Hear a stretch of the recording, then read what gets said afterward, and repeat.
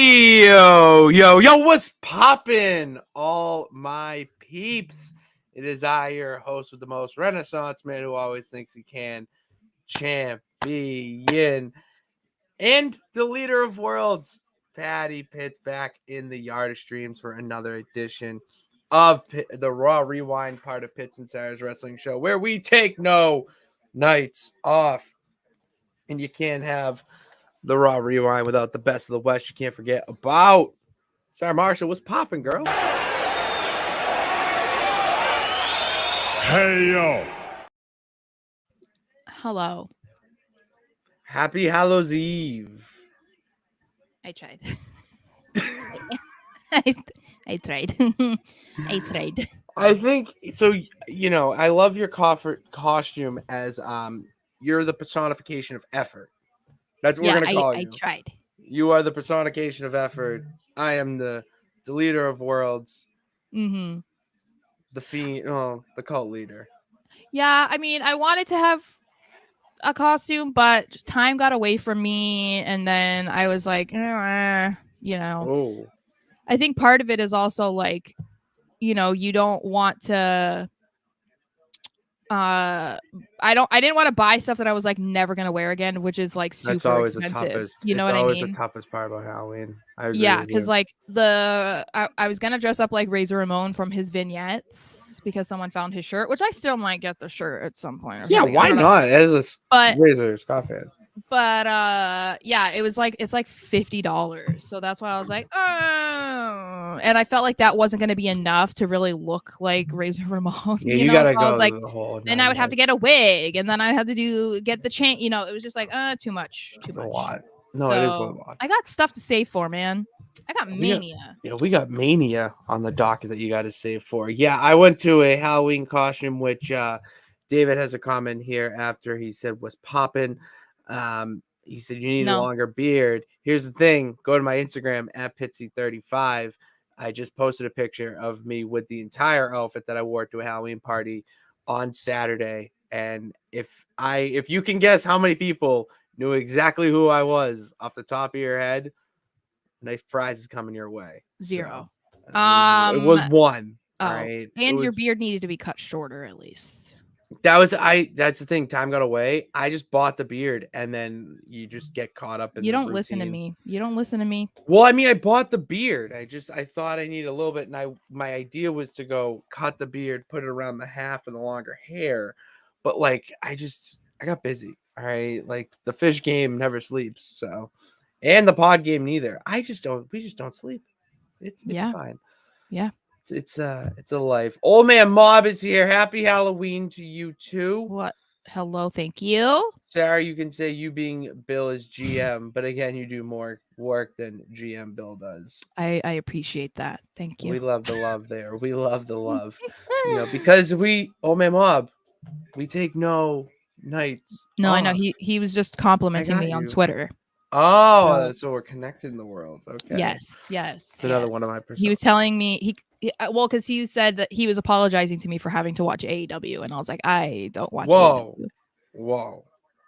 Yeah, him and Ashton are not fans. Well, I said I don't watch AEW. I kind of pay attention to like the bigger stories that are coming out of it, but I was like, Pat tries to get me to watch it, but I just can't get myself to do it yet. So I think we need to come up with show resolutions for 2024, and having you watch a full AEW show is on that docket. Just one. Well, I mean, I can't just be like, watch AEW and become a fan. For the rest of your life.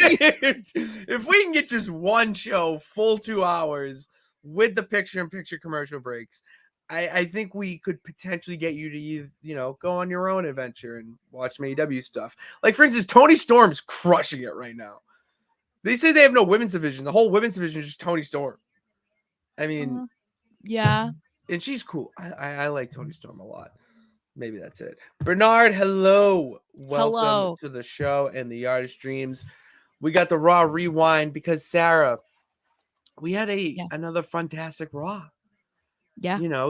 We had a lot of just things that followed the formula from Judgment Day kicking off the show to certain people taking pinfalls. We had, just a formula that we stuck to, and with some surprises too. So enough of me rambling on about what happened.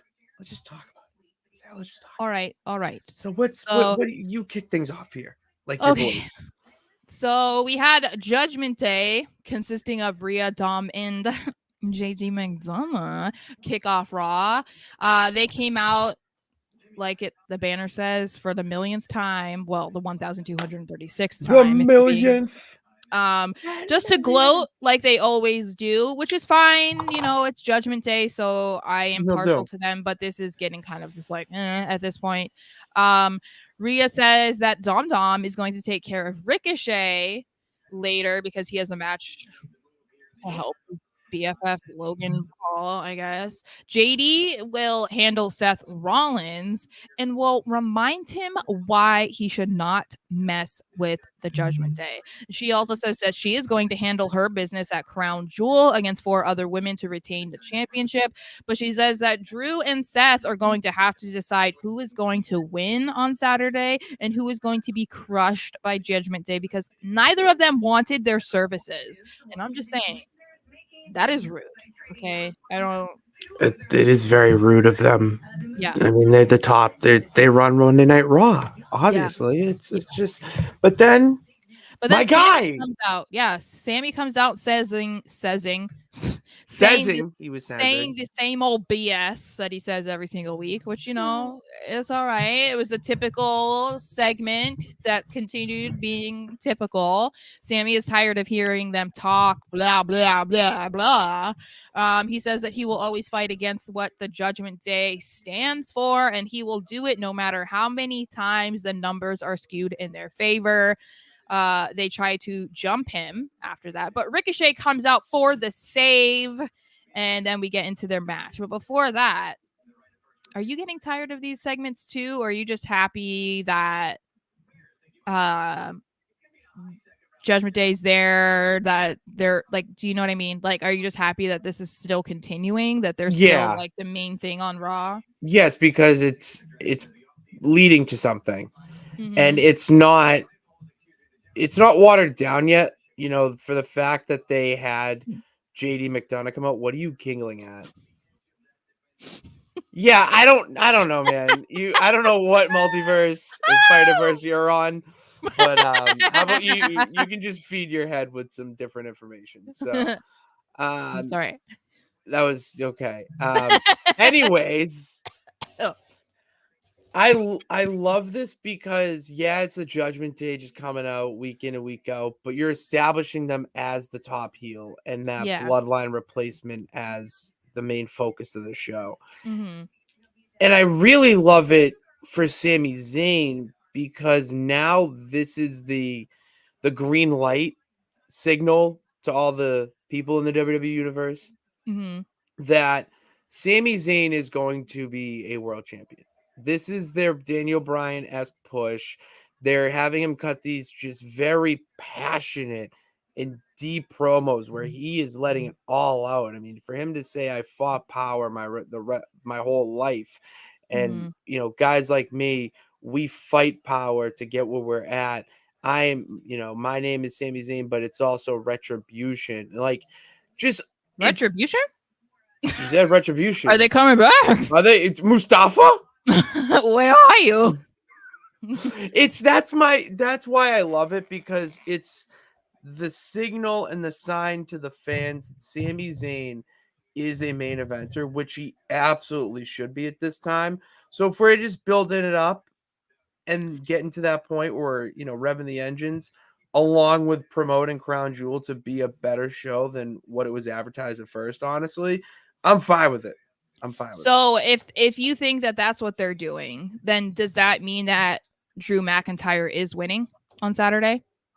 Because if they're going to try to put Sammy into the main event picture, or if they're going to try to do a Daniel Bryan-esque type of thing like you're saying, then he would have to be going for the World Heavyweight title, but he's not going to do that against Seth. So it would have to be Drew, right? I have a theory. Oh, Jesus. Okay. I think Drew's winning because he's going to be joining Judgment Day. I don't think he's gonna join. I think he joins Judgment Day. There's Really? no Why? leaders. No, I know, but he There's knows that like there is. no, yeah, and But I does don't. he need Judgment Day though? No, What if it's he like joined Judgment Day? He just kind of is like, that's what I'm alluding to. Like he's yeah, not gonna okay, be so full he like, fledged. yeah, like he's not gonna be coming out with them or something. No, he's gonna go back to that Scottish psychopath would look where he had the hair all down and he was feuding Like with in his Ziggler. face. Yeah. Yeah, he's gonna go back to that run, Mm-hmm. and he's going to be more of like a behind the scenes Judgment Day. Like, you don't mess with me, I don't mess with you.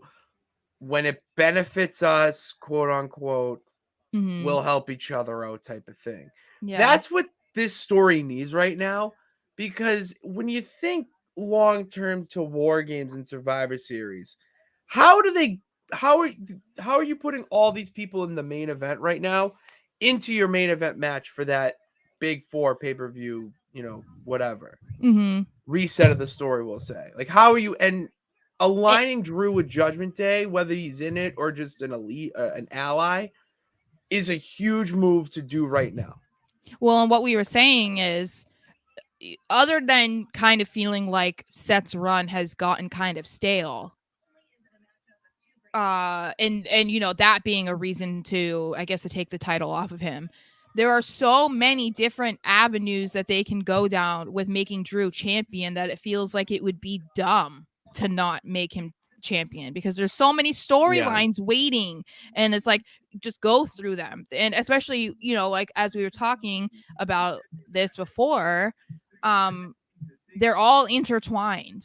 So it's not like, with Seth right now, he doesn't really have other feuds going on, like, hence why they just randomly decided, okay, Drew is going to be the next one, and he's just going to come out and challenge him. There was no real reason for it. So it feels like, okay, so Drew has all of these stories that he can go with, all of these like problems with however many other people. It makes too much sense to do that. But yeah, so I don't want to get too into it because we are doing predictions. So I want to save we're some doing of our predictions for tomorrow. That is a tomorrow episode live. Yes. Same time. Yes. Usual. So we are going to be going live tomorrow, guys, to do Crown Jewel predictions, and then we'll be back on Friday to just do whatever, because we won't be doing SmackDown again because of Crown Jewel on Saturday. So then we move on to Dom versus Ricochet, as I said, basically on behalf of Logan Paul. The match was fine. Rhea and JD helped Dom get the win, and the referee does not see him using the ropes during the pin, so I'm for it. Classic heel move. I'm fine with it. I mean, it's fine. Dom isn't on Crown Jewel. He is going to be on NXT, so we have that. But otherwise, this was just like a filler match to keep the relevancy going of Ricochet having issues with Dominic and Logan. So otherwise, it didn't really mean a whole lot. It was like, all right, that's fine. Go ahead. The only thing this match did it elevate. I mean, it had nothing to do with the match. Was the fact that JD was celebrating with Rhea and Dom after the match, and what happened after the match, of Dom getting saved by Rhea, but JD got his ass kicked again, and it's another little taste of JD going through the ringer to join Judgment Day and slowly being accepted.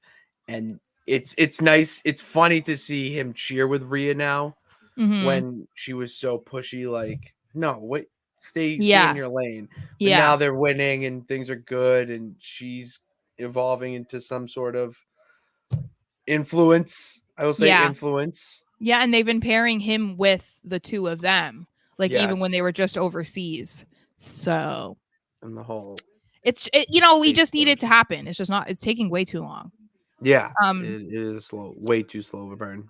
But what was a good match, which we heard about, the Alpha Academy had put out an open challenge on Twitter And the Creed brothers responded, which we kind of knew was going to be happening, and eventually we didn't know how they were going to be called up, but it seemed like, yeah, okay, it's inevitable. I mean, they have a match on NXT, but we knew that this was going to be happening. Yeah. And what I always think is really cool is like when you can tell that the moment means a lot to them. So like right when they were making their entrance, you could just see they were like visibly overwhelmed, because like it is such a bigger atmosphere than what they have in NXT, and they haven't been on Raw before.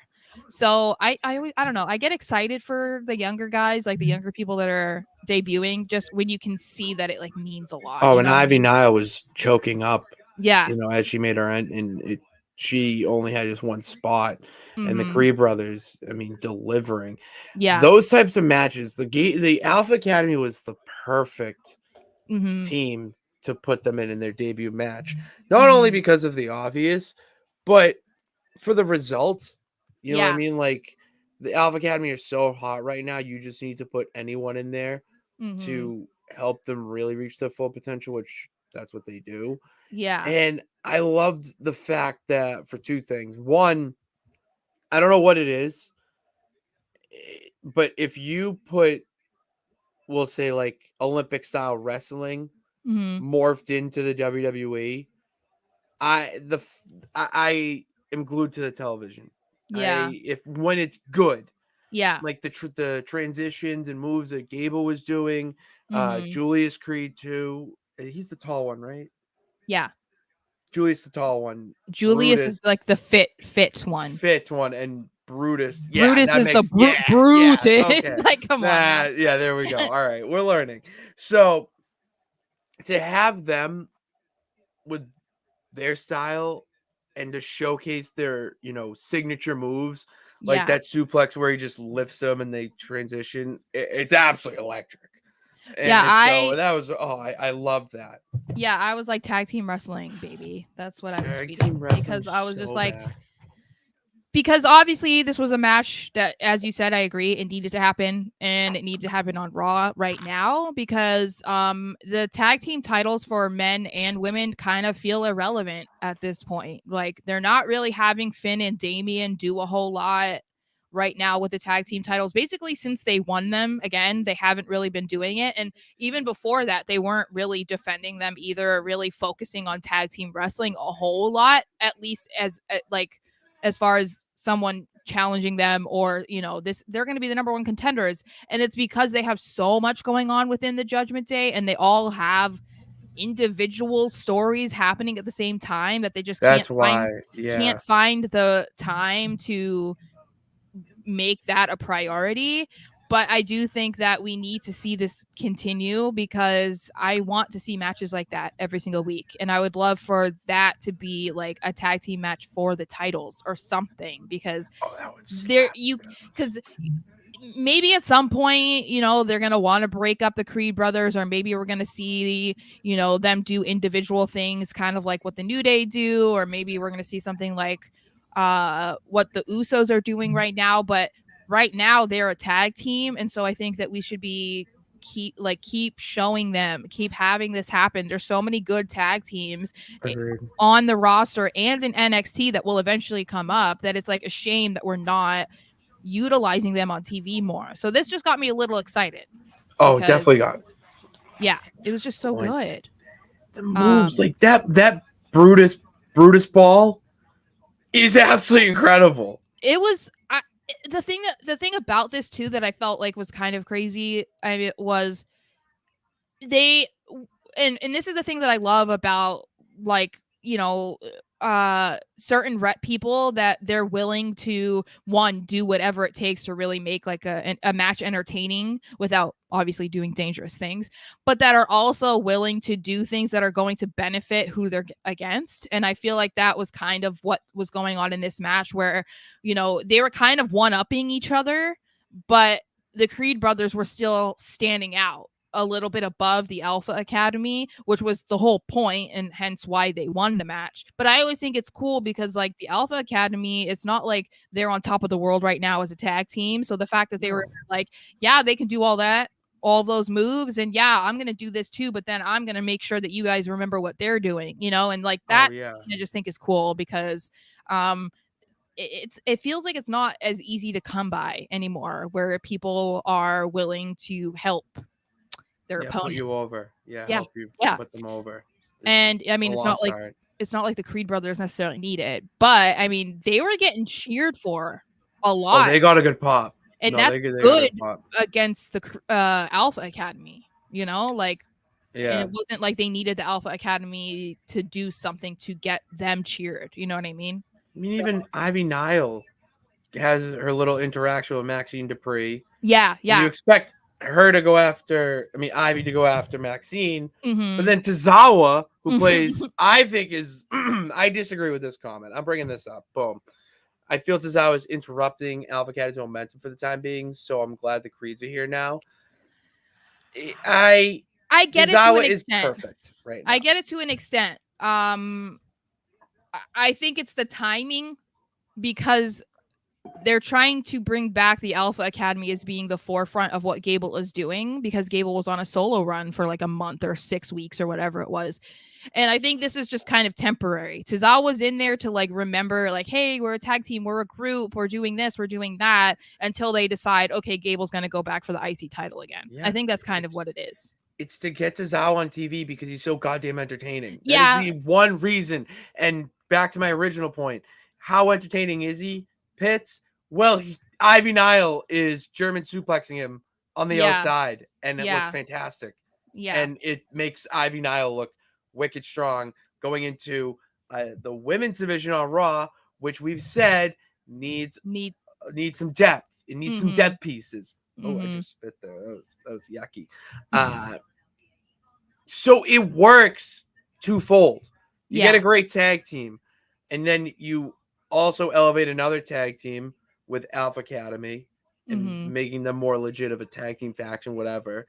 And then you bring Ivy Nile up, and that's another woman to your women's division. And then you can have these, potentially down the line for when you want to split the tag titles. You have Ivy Nile feud with Rhea to kickstart the Creed Brothers Judgment Day. And then that's how you get the tag team titles off. And boom, Creed Brothers are your first Raw tag team champions. Maybe. Because then we also had Jay talking about them challenging them again. So yeah, and that's not for the titles, it's for the story. Well, I'm saying they still wanted to challenge for the titles. But anyway, speaking of Judgment Day, we see them backstage talking about Crown Jewel, which included JD. And included the new Judgment Day. Yeah. Oh my God, with like the takeout box as his suitcase or his briefcase. That was God. So the New Day are awesome. Did you see Xavier Woods as Jimmy Butler? Oh, Jimmy Butler was hilarious. Yeah, that on Twitter.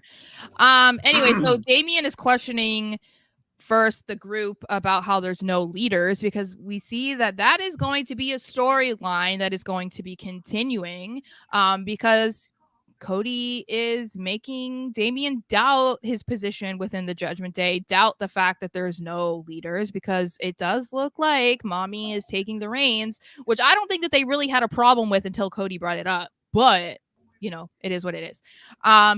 So they all dismiss Damian, and they're just like, no, Rhea's just doing this to help you and help us because you're the enforcer of the group. You handle anyone that gets in our way. You're just a big, strong man, Damian. That's why we're doing this. And Damian's like, all right, okay, I get it.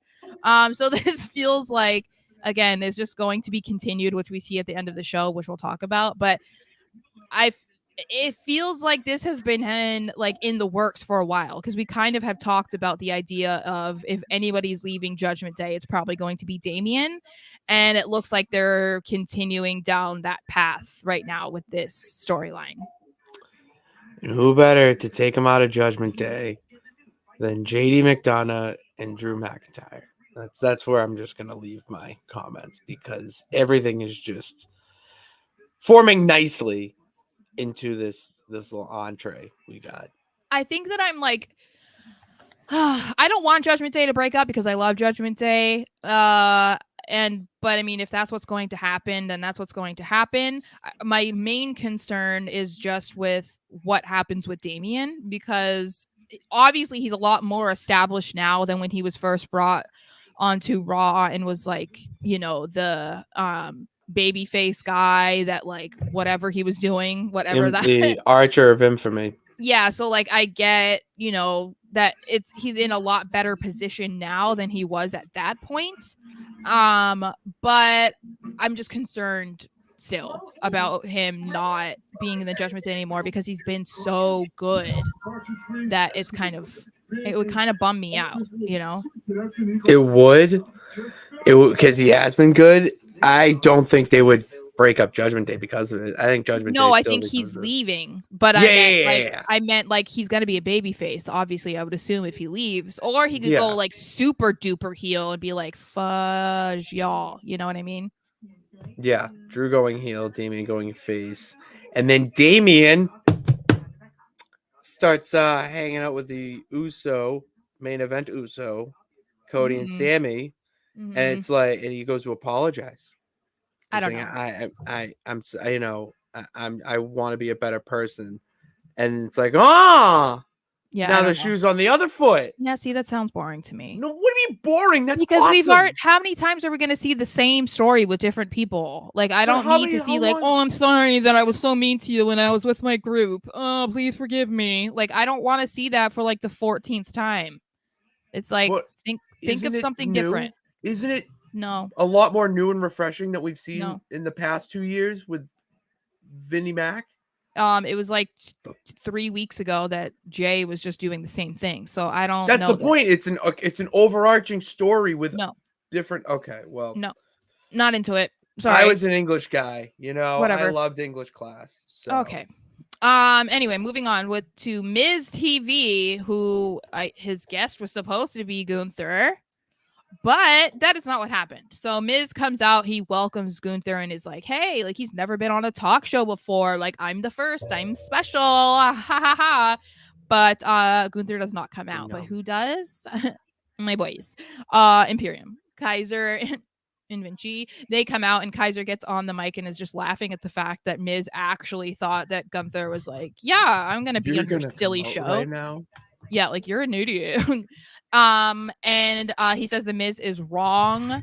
What is wrong with the sport today, and that he is a clown? Miz says, I am a lot of things, but at least I'm not a third wheel, which prompts Vinci to talk, which then Miz proceeds to make fun of him for finally speaking. I mean, Sarah, weren't you shocked? I was flabbergasted. I didn't know the man spoke. Yeah, you did. Stop it. No one said Vinci's a mute. Stop.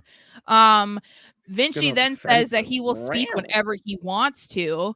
And then I was like, yeah, baby. And then Kaiser was like, actually, no, you are only supposed to speak when Gunther tells you to. And if he doesn't, then I tell you to, which I was like, what is wrong with you?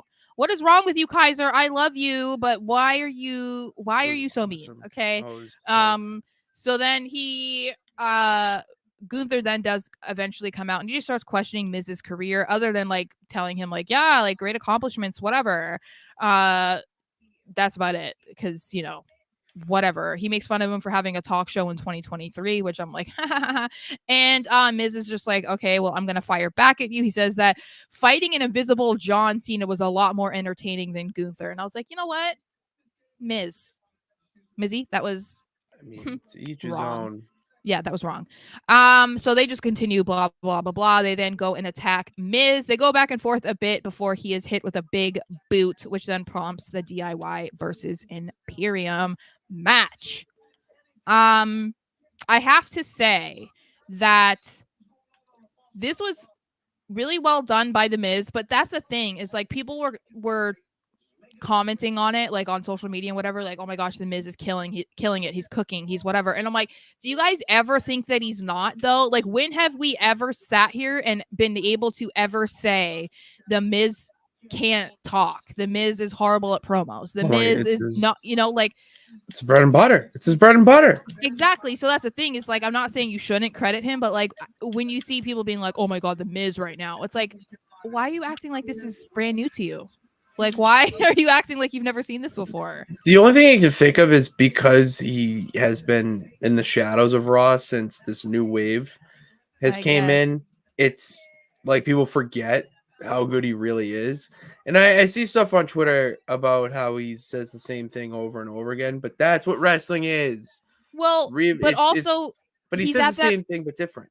he's at that point in his career though. Also, it's like Oh he's yes. not, one of the fresh guys that is going to be pushing getting a world title run. So of course he's going to come out there and use the fact that he's a veteran and he's accomplished all of this and he's won all these titles. That's no different than John Cena, Randy Orton, whoever else is going to come in. Like if CM Punk returned, do you really think CM Punk's not going to mention anything that he's accomplished in his career? Like, First thing come he's on. gonna mention.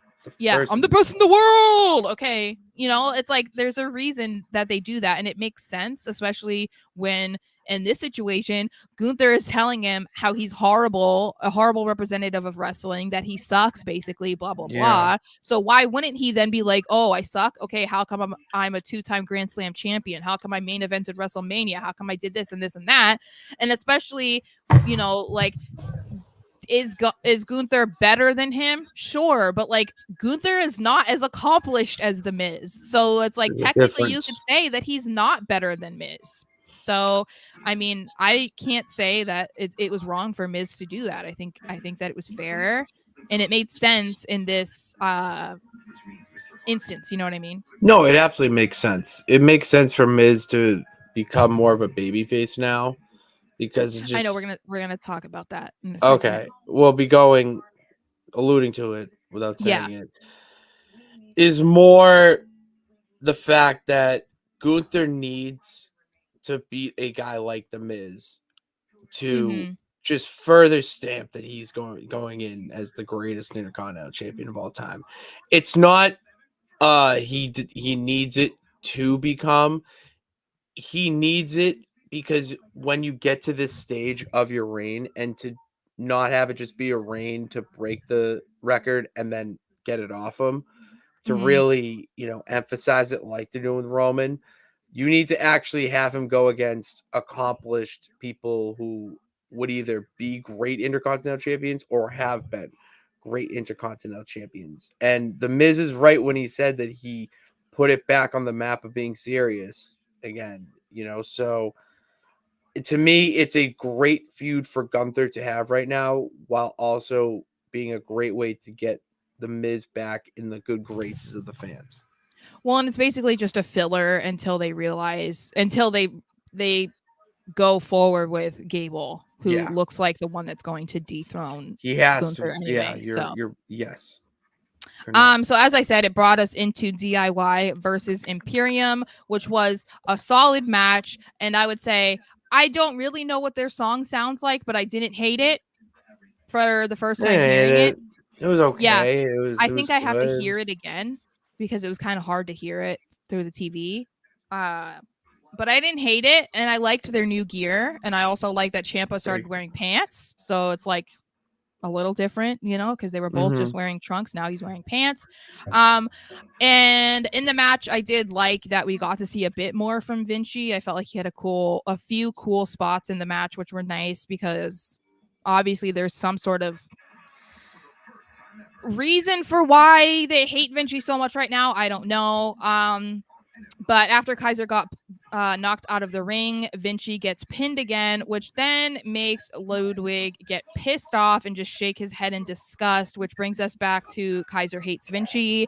And I think that I'm still very confused about it. And I feel like we're not getting any clarity. It's like every week it's just like another situation that makes them hate Vinci more. And I'm just very confused because then when you see, they were in Europe for the last several days and everything is like great and dandy when they're doing the house shows and they're all close and they're such a great unit of, Imperium. And then we go on Raw and it's like, we hate you, Vinci, you suck. And it's like, I'm so confused. If they were facing anyone but DIY, I would fully agree that Vinci needed to get the win there. I just wish that, and you'll agree with me when I say this, that it would be nice for Kaiser to take a fall or two. Well, because I don't mean that they need to get a win. I knew that they weren't going to beat DIY the night that they're technically debuting. You know what I mean? I knew that. But yeah, I feel like there could have been a way to have made it so that either Kaiser took the pin, which I'm like, are you protecting him? And that's why you're not letting, like, we can't, and that's the thing, you can't keep doing that with people. You can't be like, we're protecting Solo, we're protecting Roman, we're now protecting Kaiser, Gunther, whoever. Like, you can't be doing that, because then it makes it not fun to watch, because you know what's going to happen.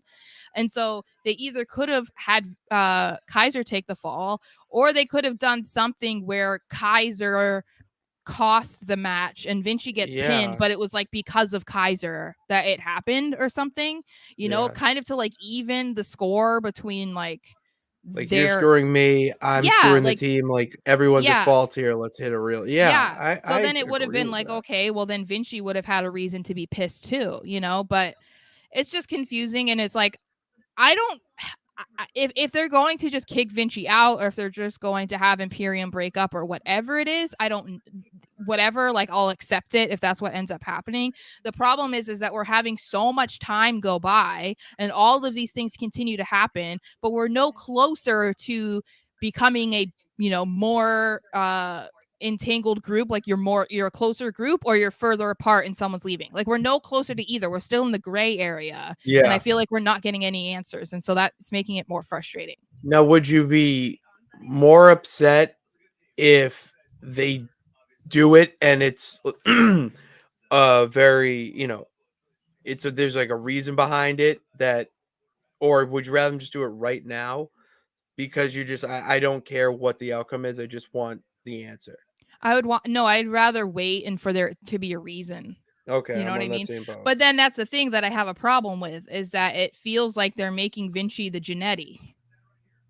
So that, like, it sucks. Yeah, because he's not untalented. Like, I get it. Kaiser has so much charisma, you know, like down to his fingernails. Like, I get it. You want to push him, and he deserves it because it's natural. Same thing with Gunther. I get it. But why? What are we doing with Vinci? Like, unless there is like big plans for Vinci, which, you know, there's not going to be. He's not the tallest. He's not going to be the face of the company. So it's like, it feels like he's just going to either be kicked out of the group and then eventually released because they're not going to do anything, or I guess they're going to kick him out of Imperium and then bring him back down to NXT, which is just like, come on, guys. Like, I don't know. I feel like they've just kind of are dropping the ball with Imperium. They could have been this like incredibly dominant group, all three of them, and they're just so focused on Gunther, which is great, and now they're shifting a lot of that focus to Kaiser, and then it's like, okay,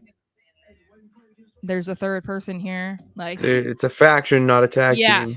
Yeah, exactly. So but since you alluded to it, there were rumors that are floating around the dirt sheets that are suggesting that the Miz is going to be joining DIY. So my thoughts on this is not that he'll necessarily join DIY, which was kind of alluded to because of his issues with Imperium last night. And of course, you know, they're having issues with DIY. I see it more of them maybe doing a 3-on-3 thing. So it's like Miz isn't really a part of DIY, but he's like the third guy that they're pairing with DIY. Now, this question popped up, or statement that I'm going to turn into a question. Okay. That Miz should be manager. He would be second best manager in WWE. You can go the 3-on-3 route to start because, you know, Imperium, Miz, you know, to build up both feuds, whatever. But what if Miz just becomes DIY's manager? Miz has done DIY's entire career with, you know, the, you know, obstacles, whatever bullshit he had to deal with. And at this stage of his career, why not go the Bobby Lashley route? You can still wrestle occasionally. Well, I think that it's up to him, I would say. Because I also feel like DIY doesn't need a manager. But it gets Miz on TV. That's all I'm thinking. It's I think I mean, I wouldn't like hate it, but I do think that Miz needs to be the type that straddles the line between being a good guy and a bad guy, because I don't know how I feel about him being a full-blown good guy. I need him to be like an LA Knight type of guy, where it's like it depends on the situation who he is. You know what I mean? Yeah, that's where it is best. Because that's kind of what he was last night, right? Like, he's supposed to be a heel. You're supposed to hate him, and that's what it was last night until Imperium came out and they were dishing it to him and people were booing Imperium and cheering for him. Yeah. So it feels like that was a setup for this, and if that continues, then why wouldn't he kind of like join forces with DIY? But I just think that, yeah, it's going to be interesting because I don't know that they need each other necessarily, but I guess I would just have to see in what capacity they team them up, you know? Yeah, agreed. Oh, we got a little super chat from Main Event Fro. Salute He's to the only panel. One. Hello, thank you. I know he's the only one who gives us. That's a real peep right there. I'll tell you that. Oh yeah, and he says, Damiano. It says after Ciampa feud with the Miz, and that's the thing too, that it's like, but remember they were friends first. So before I don't know, take him out and whatnot. So I know, I don't know. And along with this, to end the IC title stuff, we have a fatal 4-way, which was announced for the #1 contender for the IC title to face Gunther, because the Miz wanted a match, but then Pierce was like, I can't just give you a match. I already have someone who wants one, and it was Bronson Reed. And that was when Miz was like, didn't he just have one? And Bronson's like, yeah, but you have a problem with it? And he was like, no. Go ahead. No. But then we also see Ricochet wants a match. We also see Ivar and Valhalla be like, we want to talk to you. So it will be a fatal 4-way between them. I think, did they say next week? It is going to be next week. Yep.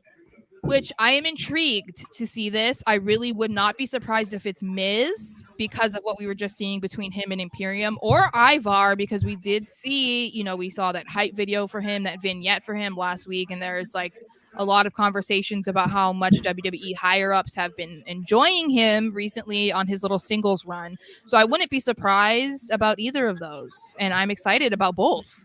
I'm very excited for whoever faces Gunther next, because it's going to be a good match. I feel like I'm more excited about Ivar versus Gunther than Miz versus Gunther. But as far as storyline goes, I'm more excited for Miz. As far as the match goes, I'm more interested in Ivar versus Gunther. We've been talking about Ivar versus Gunther for a while. That would just be a whole lot of big meaty men slapping meat. I'll tell you right now. So that's why I'm like, you know. We love big meaty men slapping meat. Yeah. That would be exciting. I also forgot this banner, so let me just put this up right now. Because I just realized it in my notes. Oh. I know. Can you believe it? Okay, so I know. We saw another Nakamura promo video. Jesus. This man is evil. I know, but he is so good. I'm obsessed. Okay. But the thing is, right, trying to decipher what he's saying and who he's saying it to. That is what's making it so interesting, because he hasn't done a whole lot since his match for the title against Rollins. He had that like brief, like 2-week thing with Ricochet, which seems to have fizzled out. So then, of course, we're like, okay, who's he talking to? Because it looks like he's already moved on from like the title picture, whatever. And then, of course, there's a lot of people that are saying he's calling out CM Punk. Yeah, there's a lot of people that are saying that. Oh yeah, I know. I don't know if that's the case, but I have no idea who he could be feuding with, or who he's calling out, or who these videos are for. I don't even care. I don't either. Care. But just keep them coming. Honestly, yeah. I don't know what it is. I don't really care if I can't understand you, but the way he's delivering it, he's saying straight gibberish to me, but I'm like, yeah.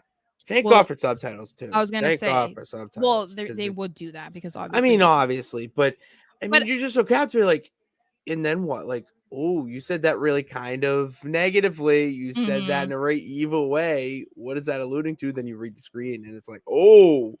And that's the thing that I think is a little bit underrated about him, because, you know, we've even gotten comments from people being like, oh, he can't be champion because of the language barrier. Guys, he can speak English just fine. Yeah, Io Sky is champion. Well, Io Sky can speak English fine too. They all 99% of the people that are from another country who had to learn English later on can speak English just fine. The only one that I can remember who didn't speak any English was the original Sin Cara.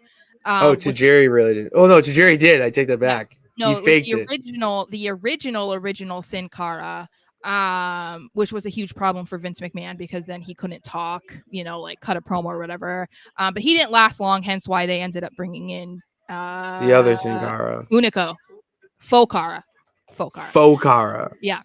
But anyway, yeah, so that's what I think, part of it is like it's almost too bad that they've waited so long to really allow him to express himself verbally, because it's not even just like, okay, yeah, they're going with him speaking Japanese. He also spoke English several times in there, and we know he's capable of doing that just fine.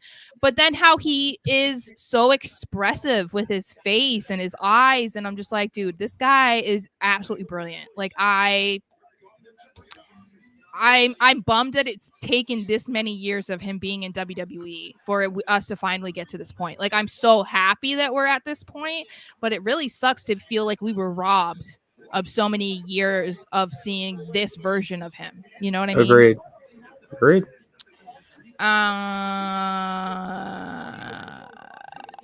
Oh, okay, sorry. Anyway, then where was I? Oh yeah, Candice Michelle, aka yeah, Candice LeRae.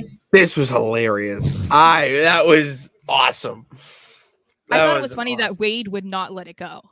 Like he kept mentioning it the rest of the show. Like I thought it was so it's just so. It's because it's Michael Cole. And it's Michael Cole who doesn't make mistakes. So obviously you got to keep rubbing or nubbing the guy who makes a mistake. Yeah. But also the fact that Candice Michelle and Candice LeRae could not be more opposite of wrestlers and whatnot. Well, also one has been gone for like 15 years. Like 2006, I think was the last time we saw Candice Michelle. Maybe 2008. Yeah. So yeah. Oh my god. So funny. But anyway, so we see Candice LeRae versus Xia Li, which was pretty cool. The match was fine until the ending. And the problem with that is, which I think most people were saying, is like, you understand what they were trying to do, right? You understand that it was like, okay, they want to make Xia look strong and tough and scary for anybody to face next. Like, imagine her knocking Candice out. Like, what's going to be more intimidating than that? But I think it was just the way they went about it that was like, kind of like not believable, but also it almost like went too long, and I think that was more of it. Like, if had it just been kind of like she was knocked out or whatever, and it was like, all right, we're done, then it was like, okay. But it was the fact of like, it just felt like it went too long for it to be like, oh man, wow, Xia, wow, she knocked her out, like. No, it was more, I think it was it went too long, which made it in awkward Candice Michelle's favor, because you're actually concerned for her and you're wondering, oh, is this a work? Is this, is this to promote Xia, all that? And then you get the backstage stuff. If you wanted to really blur the lines, there was too much camera in her face. And in an instance, I mean, I take the NFL, for example. Anytime there's a gruesome injury, the last thing they do is show the play on the field. They're panning to the fans. They're panning to that. Like, excuse me. Do more stuff like that to make it more believable. When I see a camera shoved in Candice LeRae's face, and then you have a backstage segment with her and Johnny Gargano, obviously, like, it's part of the show where the whole element of this type of thing is to blur the lines. So if the lines aren't really being blurred, I don't want it. Yeah. No, and I think that, like, how they were trying to have this come across, it just didn't hit, which is kind of like unfortunate, because obviously you can see that they're trying to build Xia Li up. There was like a hype video for her, which we were saying basically they're pushing her as like the female Shinsuke Nakamura, which I think is really cool, 100%. because it's cool to have that in the women's division, and that they're actually putting money into this girl, because she is good in the ring. And what I think is cool too is that I didn't know that she was the first Chinese woman to compete in WWE. So I didn't know that either till they announced it. I know I didn't agree. either. So I was like, I felt like that was really cool. And I like how they highlighted so many of the women last night too. So it was great that you see Xia Li in a match and that Candice is there with Indy, but then you saw like promos for Raquel, for Rhea, for Shayna. Like we were seeing stuff throughout the entire show. So it's like it kind of feels like they're finally they are prioritizing the women. And they so are. the fact that they had this really cool video for Xia was exciting. Agreed. And we saw more Xia as Becky is being interviewed backstage. Thank God you brought this up because I wanted to mention her interaction because it was, as you alluded to, they're building her up to be the female Shinsuke, where she goes over to Becky and says, "Match on my time," and Becky's like, "My match is 3. She's doing this for 3 weeks," which is a very similar response to Rollins. Exactly. Like that shit I love in wrestling. Well, and I think that it shows you, like, in this case too, now there's no title involved. So I feel like that makes it a little bit more interesting than I guess what it could have been, because it could have just been on the basis of, well, yeah, I want to challenge you because you have the title. And that was the basis for Nakamura and Rollins, obviously. And I guess in that way, it made it more questionable just because it's like, oh my gosh, she's telling you that you can have a title match right now. And you're like, no. But I still think it's interesting that Xia still wants a match with Becky, which is interesting because it looks like they're going to actually try to give some depth to this match or this story, this feud, whatever they're going to possibly do between them, which I think is exciting for the women's division. It's exciting for what Becky's going to do. It's exciting for Xia because if they're going to be putting her against Becky or in a story with her, that's huge. Oh yeah, that's massive push. Yeah, so kudos to Triple H or whoever's coming up with that, because it's really cool to see as a fan of the women in WWE. This is such good shit. Like Triple H's face on that though. It's more ironic if it's Vinnie Mac. Yeah, I guess so. Speaking of promo videos, Drew McIntyre got a promo video last night, and right in the feels. I have so many things because this goes right into what Rollins had to say afterwards, so I have a lot to say about that as well. But I'll let you just go off. How about that? I'll just sit here. You go off. So I want to hear this. Okay.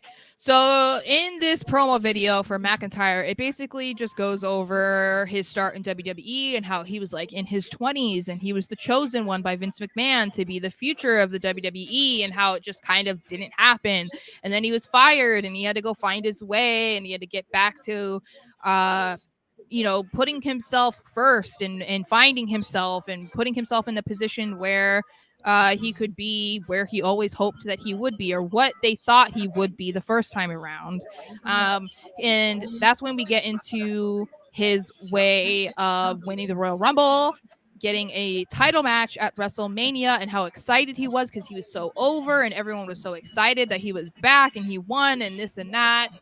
But then the pandemic happened and he talks about how he won the title and it wasn't in front of any fans, and that basically his entire reign, it was without fans in attendance. And when they were back, it was already past. Like the moment had passed, like no one really cared. Everyone had moved on. And he talks about that, how that haunts him still to this day. And he does say that from now on, there will be no more broken dreams. And I was like, you know what, Drew? Stop it right now. Stop it. You know the feels to hit, and I don't appreciate it. Okay. I know, it was right in the feels. I know. Right in the feels. So Seth comes out because he's actually wrestling now. But before he got into his match, he went on about himself, of course, and how he's the visionary, blah, blah, blah. But then he goes into calling Drew a Scottish baby, says that everyone was suffering in 2020 and had it a lot worse than your TV's loud, by the way. Which one? I don't know. Probably the first one. Okay. I can still hear that. Yeah. I'm still So working on it. okay. He says that everybody was suffering in 2020 and people had it a lot worse than him not being able to perform in front of a live crowd while champion. And he tells him to get in line behind Cody and Sammy, who both didn't win the titles because of other reasons as well. But they don't ask for pity, which I was like, are you sure? He says that yeah, I don't know about that.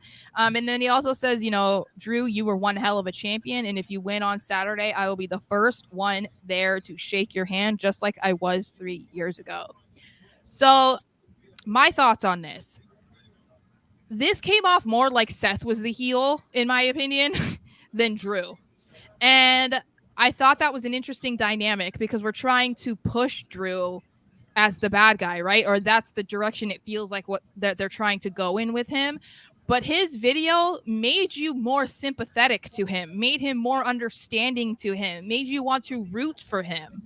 And I don't know if that was the purpose. It felt like if we're going with what we think they're doing with him, it felt like that was not what they were trying to do. But I think that that's how it came across. So it was interesting to then have Seth go in this direction with criticizing him. Yeah. Because I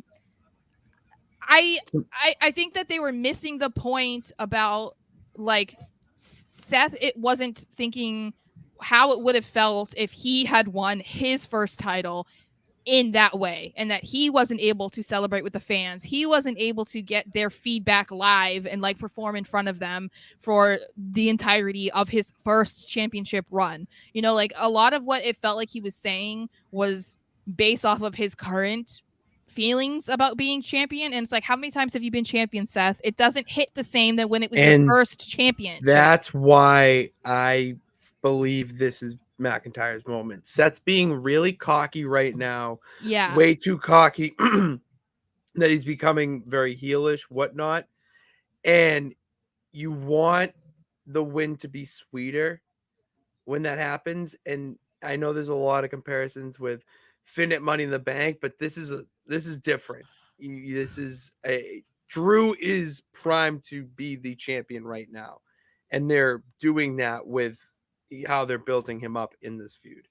Well, and that's where I've said it before since they announced that this match was going to happen, that I'm still hesitant to go like full in on my belief that McIntyre is going to win, because I honestly felt that way with Finn. It felt like all the cards were set, like the ducks were in a row. It was Finn's time to beat him at SummerSlam because it was like the perfect opportunity given the basis of the origin of their story. It felt like, okay. And then when that didn't happen, I was genuinely like, does this make sense?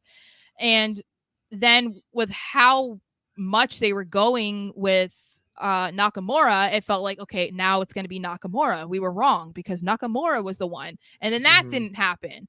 So now that I'm getting that same feeling with McIntyre, I'm trying to not get too into it. Like, I'm trying not to get too excited because I don't want to be disappointed for a third time. And it's not even because I don't like Seth Rollins. Seth Rollins is one of my all-time favorites. Yeah. But I'm bored of his reign, and I feel like this is the time to do it for McIntyre, because I feel like if you don't do it now, then it feels like it's not easy to get back to this type of point for him. You know what I mean? I mean, like, that's what I said with Finn. It feels like Finn's never going to be world champion again because they already let that moment pass. I don't know that that's going to happen again. So I don't want that to be McIntyre. He deserves to be champion in front of a crowd and have people excited. Seth's probably winning since the match at Crown Jewel and not a more important PLE. Well, what if they wanted to make it an important PLE by having a moment like Drew McIntyre win the World Heavyweight Championship? I think that they kind of do treat it as an important PLE. I mean, it's definitely not. Yes. It's not one of the big four of the year, but I do think that they like. You have to remember too. They made this match like 3-4 weeks ago. So if that wasn't supposed to make it feel like a big match, or it wasn't a big pay-per-view, then I don't think that they would have done that quickly. Okay. And if it wasn't that big of a deal, Roman wouldn't be on it, I think too. And Roman's not been on a handful. So if Roman's like coming out of retirement, to like his umpteenth return to yeah. SmackDown. Yeah, I think that they are trying to make it a big deal, especially because they do have such a relationship with the Saudis. It feels like, Vince McMahon called it the new home of WWE. Yeah, I don't want to get into that. That was a hell of a comment. Yeah. But anyway, Moving on. yeah. Ladarius agrees with me. He says it feels like McIntyre is the guy to beat Seth at Crown Jewel, but like you, I'm not fully on it. Me neither. And that was because I was very upset about Finn losing, because as you guys know, Finn is like one of my all-time favorite wrestlers, and so I was very upset that it didn't happen. So I'm trying to not get my hopes up. Unfortunately, they are anyway.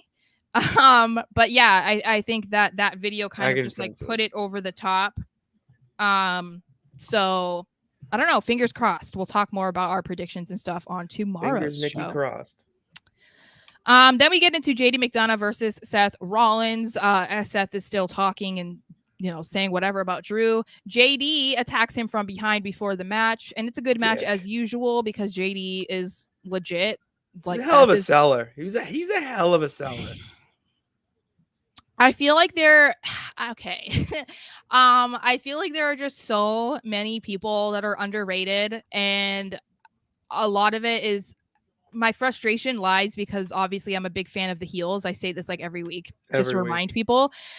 And I think, no, I do, literally. You do. I know. I know you do. I feel like I have to explain myself, You but gotta get it out there. Sometimes it can be very frustrating when heels are like overlooked, and it's because they're not supposed to do the cool stuff, or they're not supposed to look like incredible in the ring, because it's like, no, we're not supposed to like cheer for them, But JD is just like the latest example of like, pay attention, guys. Like, you don't have to like his character, you don't have to be a fan, but like, dude's so JD good in the is ring. So good. So good in the ring. When you're doing a standing Spanish fly crossbody, come on, you got something. Like, dude is insane. Unreal. So the other thing I noticed from this though is this was it was like a 2 commercial match, and I noticed that a lot of the matches on Raw got time, which I thought was cool because I felt like there was a lot going on throughout the show. We got quite a few matches, but a lot of backstage segments, but nothing felt rushed and nothing felt like it ended too soon or something. You know what I mean? Mm-hmm. And I thought that was really cool. And especially in a match like this, where it was like Seth's first match on TV, and I couldn't even tell you how many weeks, and that it was against JD McDonough. It wasn't Finn or Damian or even Dom. It was JD McDonough, who hasn't like fully established himself on the main roster yet. The fact that they gave them like 2 commercial breaks long match, I thought was really cool. So, Damian does come out with the briefcase and a referee, hoping for a distraction. I love this spot. But obviously it works in favor of Seth, unfortunately. So he beats JD, but then they do jaw after the match, and that gives us another little hint, like, like Damian had said earlier in the show that he is thinking about maybe cashing in on Seth, maybe cashing in on Drew, maybe cashing in on Roman Reigns or LA Knight. We had to keep that into like could he win? Which I know. That's another. I know. I have to say my thoughts tomorrow. I do love that because we mentioned that. Remember, we were saying like, hey, we mentioned it when we were talking about Cody. Like, Cody's going to be at Crown Jewel, but so is Roman. So they should maybe have something happen between them, like another little interaction, a pass by in the back, something. And this might be that kind of thing too, or maybe we see Damian have an interaction or something like that, because he's got the briefcase. So Roman shouldn't get too comfy. Well, that's why I like this. Him coming out is it reminds the fans that Damian Priest is the Money in the Bank holder. Like, he can cash in. Like, just because he's in Judgment Day and he's the tag team champ, whatnot. Don't forget that he can just throw an absolute wild card into all of this. Yeah. And really flip the script. Yeah. That's what you need going into this pay-per-view, is that, and I don't want to say that, wild card being thrown in, but potential. There it is. Potential wild card being thrown in. Yeah. Well, and I like that he mentioned all of the potential champions. too, because I think most people had only really focused on, okay, he's going to cash in on Seth or Drew, whoever wins. Well, technically, no, he can cash in on anybody that he wants to, regardless if he was the tag team champion, meaning that he can go to SmackDown. He can do it. I feel like that makes it a little bit more exciting, because then if it doesn't happen after Seth and Drew's match, it's like, it's still possible that it could happen. So that makes the show a little bit more exciting too, because, there are things where people are looking forward to something, and if it doesn't happen by a certain moment, then you're like, okay, it's not happening. It's not going to be the case here. So excited. I'm very excited. And the other thing that was very exciting, oh my God. This was awesome. This was so entertaining. So before the match even happened, Chelsea Green and Piper Niven, is there a better pairing right now in wrestling? Like, who would have ever guessed that they would be so entertaining? Like, Piper agreed to chest hair and a goatee. Like, she dressed up as her opponent's dad, I know, who ends up being one of the most like legendary all-time tag teams, as they are the tag team champs. And it, like, oh my God, it was so well done. And I love the fact that Chelsea Green was Bret Hart, which for the fans of not only the wrestlers, but the people themselves, her husband, Matt Cardona, is the biggest Bret Hart fan, apparently. So that just even adds another cherry on top of it. And the way that when she went out to the ring and she went to go get the glasses and then brought it back, it's like, ew, no, you're not. Like, just everything about that was incredible. In the match included. Chelsea is incredible. And we've been saying this. Chelsea is, like, I would say by far the best rehire of Triple H. Like, again, I don't really understand how we're seeing this version of her. And we were like, oh yeah, at one point she didn't even get an opportunity to do anything. You know what I mean? It's like insane. The fact, like, how did you let this woman go? Like, she's so funny.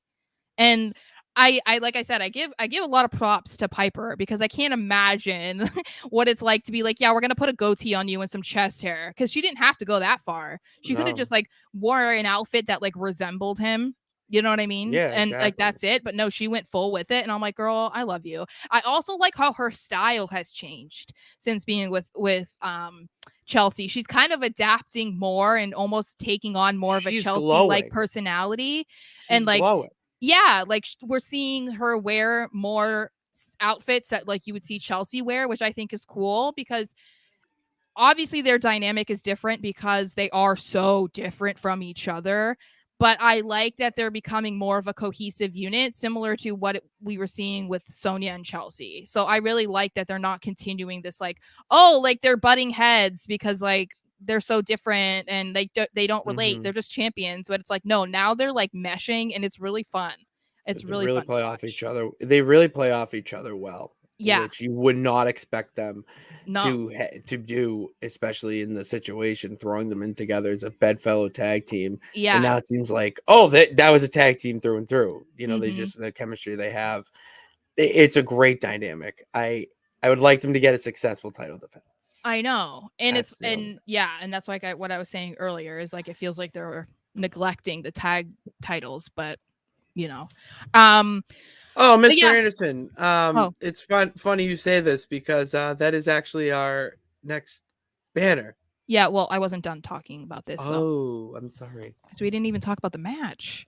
All I was gonna say is the match was fine. I felt like it wasn't meant to be taken seriously. I for the simple fact of the fact, that it was a trick or street match. But then also, if you listen to the commentary team, like they were not taking it seriously. Oh, no. But what I did like is that they utilized like everything that they had put out there that was Halloween themed. The pumpkins, the jack-o'-lanterns, the bobbing for apples. That we saw Chelsea set up a table and like jump through it. Like, this might have been like a joke of a match, but it was entertaining as hell. So to me, I was fine with it.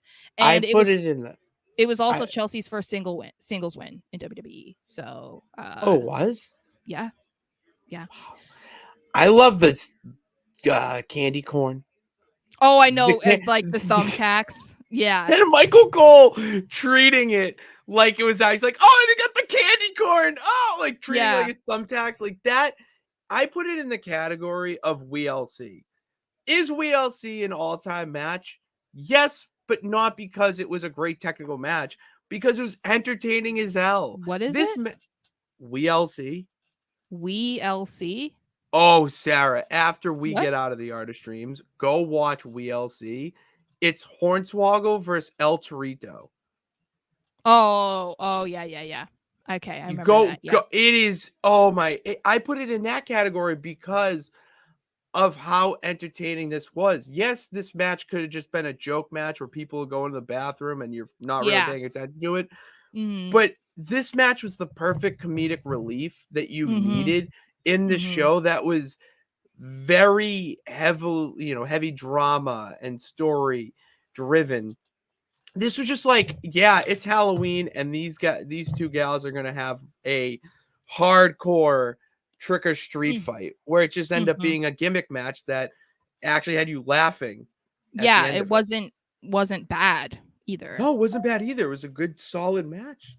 But as Mr. Anderson asked, what is going on with Nikki Cross? Because she was one of, she was hiding underneath one of the jack-o'-lanterns.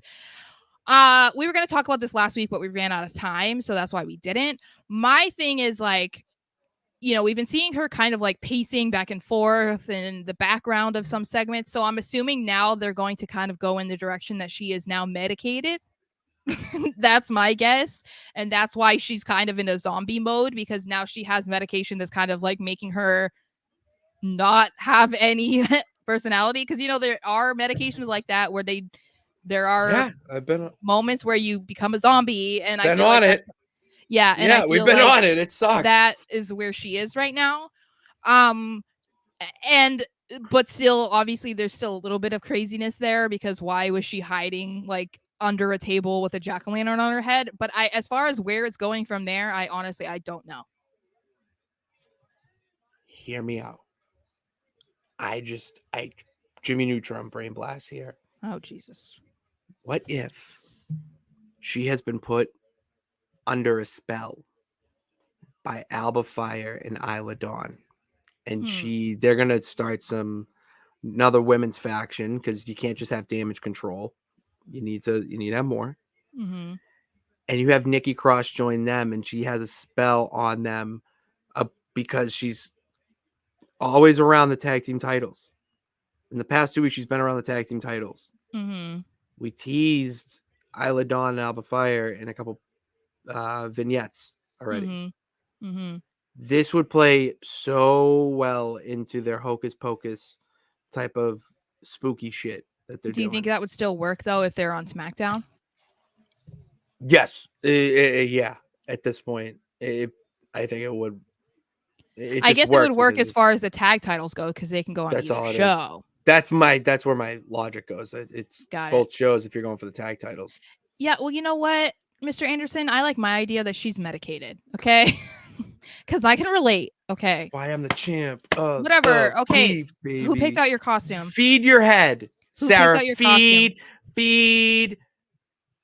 your head. Tell everyone who picked out your costume. You did, because I went to Marshall's like an old person and tried to find it, and you just went on Amazon. And who bought it? Yep, you're welcome. I bought it. What? Then we have the main event, which was Damian Priest versus Sami Zayn. So obviously this was a good match, a lot of physicality, and one thing that I don't know if this flew over some people's heads, but Damian brought back a move that is very similar to the Crossroads that he has not really used since Cody returned. So I like that he brought that back, because I think, maybe it was out of respect. Maybe it wasn't something that Cody said, or, anyone in the back was like, hey, you can't use that anymore because Cody's back. But I do think that it's kind of a silly thing, because like so many people's finishers are similar, or so many moves in their arsenal are very similar with a different name. I mean, like, no one's going to say, hey, Chelsea, you can't do the unpretty her because that's Christians. You know what I mean? Like, or like AJ Styles, hey, you can't do the Styles Clash. That's Michelle McCool. You know what I mean? Even though you know what I'm saying. I'm just saying, like, no, I get what you're saying. That would be a hilarious conversation to be in the wall of. But so I thought that was really cool. We do see Finn and Dom come out to try and help Damian, but of course Sammy doesn't fly solo, and he has Jay and Cody come out, and all of the chaos makes the match end and a DQ, and then just all hell breaks loose. They all start going after each other. Cody puts JD through the announcer's table twice with Crossroads. He then gets back in the ring to talk to Damian, and that is when he starts to manipulate Damian a little bit more, where this ties into basically the theme of him the entire show on Raw. Talks about how he's 6'6", a 20-year pro. He has the Money in the Bank briefcase, but he's not even the leader of Judgment Day, and says that he's just a follower, that he walks behind Rhea, Finn, and even Dominic Mysterio. I'm like, poor Dom. He's the poor JD didn't even get named. I know. So rude. So then he goes on to say, when you think it's somebody else, it's Cody Rhodes, and he now is back on his story, and he will go through Damian on Saturday at Crown Jewel. So that was a good setup for their match at Crown Jewel, because it kind of felt like, oh, okay, we're not going to see Cody today. His ankle seems fine, so hopefully, like we were saying last week, the injury angle was just a one-off. And I'm intrigued to see how this continues with Damian, because Damian's going to keep like second guessing, like, oh wait, am I following mommy? Is she my boss? Like, I thought there were no leaders, blah blah blah. Yeah. So I'm curious to see if they do anything with that at Crown Jewel, you know? Like, especially if Rhea's like, don't cash in, and it's like, but why shouldn't he? You know what I mean? Like, then I could see him being like, what are you really trying to do here? Who are you really working for? You know? I'm just thinking of a scenario where she tells him not to cash in because Drew wins, or because like, or even, it doesn't matter that outcome. What if he tries to cash in on Roman after LA Knight's match, and she says don't cash in because of deals with Bloodline and long term? But like, that's what I'm interested in. No, I know, and that's what I mean. Like, we already saw her tell him, not tonight. You're not cashing in tonight. So I really think that could be another thing that happens. But now that we're seeing so many more people bring up, like, hey, you're a follower. You're not a leader. You're following somebody else, blah, blah, blah, blah. Like, that is going to be the root of the issue that eventually leads to Damian leaving or something. So I wouldn't be surprised if that is something that happens again, you know? Mm-hmm. A final question before we... Okay. Oh, wait, we had one more banner? No, I was trying to get it off the screen. Oh, okay. Well, here we go. So if you guys had the guess, when do you think Breeze will cash in the briefcase? I honestly don't know. I would like to think it's going to be a while, if it's going to be the World Heavyweight title. Because I want to believe that Drew is going to win, and if Drew wins, and I don't want it to be ended because of a cash in, I feel like that would really suck, you know? Mm-hmm. But if it were Seth, that would create more issues within the Judgment Day as well. Like, if Seth does win and then he cashes in on Seth and wins, that creates issues again within the Judgment Day, because Finn will be pissed. If he goes against the orders of Rhea, then she's going to be pissed. You know, so like that could help. But it feels like if Drew really does go forward as a heel, it doesn't make sense for Damian to cash in on him, because who would you root for, you know? I go within it's either between Crown Jewel and Survivor Series. That's like 3 weeks. Yeah. All right. No matter who wins at Crown Jewel. So if why Drew introduce wins, it right now? You think Drew is going to be champion for 3 weeks, and that's it? I never said it'd be a successful cash-in. Oh, well, so you think that Drew would have Damian would have an unsuccessful cash-in? Yes. No matter what? No matter what? When, how, who, where? If it's on Seth, then it'll be successful. Anyone else, it will not be.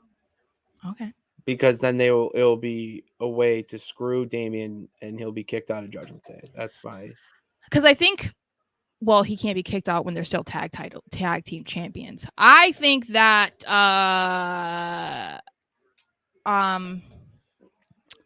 Yeah, I think it just depends on what happens at Crown Jewel.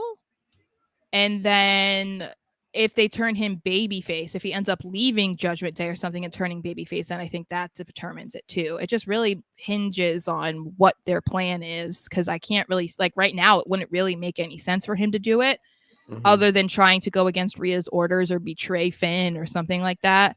But otherwise, I feel like right now it doesn't make sense for him to cash in on anybody that are current champions, you know? Especially, I mean, no one's cashing in on Roman. Come on, guys. I mean, we know LA Knight's not winning either. That's where my fail cash in goes. Yeah. But there's no point, because he's going to know that if he cashes in on Roman, he's not winning. Like, come on. No one wants to see that. I would want to see a cash in on Roman if it seemed believable that Roman could lose. I don't want to see him be cashed in on until you feel like, oh, wait, no, it could happen tonight. Because otherwise, it just feels like what a waste of a cash in, like Austin Theory. Like, what are we doing? That's how it would feel. Cashed in to win the U.S. title. Yeah, that would be sucky. So that would be sucky. Anyway, but that is Raw. That is Raw, and we already kind of ended the show with some thoughts about Crown Jewel. We will have more thoughts on Crown Jewel tomorrow for a Crown Jewel prediction stream, 7 p.m. Eastern time. Come by, ask your questions, find out who we think is going to win. I'll write out predictions as well, so we can keep a tally. We should start doing that, keeping tallies. I don't know why we don't. That'll be my job. Okay. We'll do that because that's a good idea. I think you kept them from last pay-per-view. Yeah, I got to make a folder or something. They get written on notepads, and I lose the notepad. It's a whole thing we're working on as evolving as a person. So all right, we're gonna get back and better with it. So thank you guys for tuning into this edition of the Raw Rewind. If you like more of our content, hit that subscribe button. All right, subscribe, bell notification, know when we go live, and follow us on all social media platforms. The links to those are in the description below, or if you've been watching this entire time and know how to read, you can see it on the ticker that is scrolling on the screen to find us on all social media platforms. Go enjoy Halloween Havoc, NXT, the Creed brothers, and the trick-or-treating. Yeah, they're crushing it right now in their TL scare tables, ladders, and scares match. So go tune into that. Have a great rest of your night. God bless. Remember that you can do it. All you got to do is try. And remember, follow the buzzards. We'll see you tomorrow. Yeah.